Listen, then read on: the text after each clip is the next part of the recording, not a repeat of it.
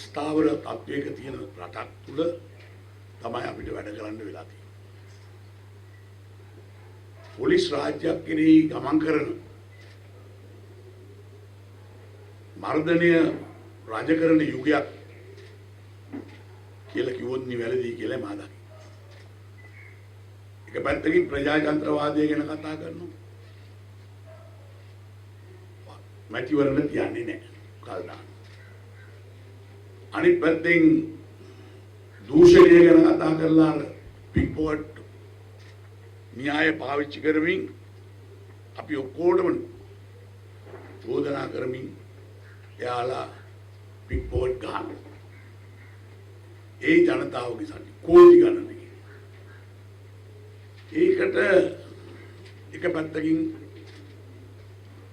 අපේ ඇඟිලි දික් කරලා ඒ අය ඒ කටයුතු කරගෙන යනවා. ආර්ථිකය බිමට ඇදගෙන වැටිලා.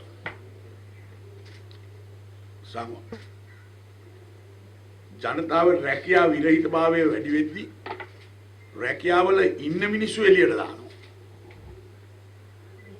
කම්කරු අයිතිවාසිකම් අද අවශ්‍ය කරගෙන යනවා ක්‍රමාන. අද බලන්න අර වරාය සිද්ධිය. දැන් මේ වරාය සිද්ධියට සිදුවීම ගැන බලනකොට සමාන වෙලාවට හිතෙනවා මොකද්ද මේ කරේ කියලා. මේක පළවෙනි වතාවට වර්ජනයක මෙහිම මං හිතන්නේ ත්‍රිවිධ හමුදා නාවික හමුදාවක්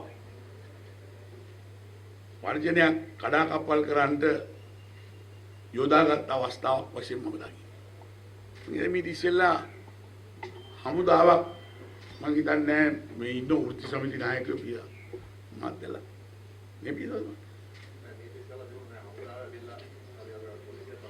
පොලිසියෙන් තමයි මේ ඉතිසෙල්ලා කඩාකප්පල් කරේ. අද එක පැත්තකින් උසාවියෙන් නියෝග ගන්නවා අනෙක් පැත්තෙන් හමුදාව දානවා.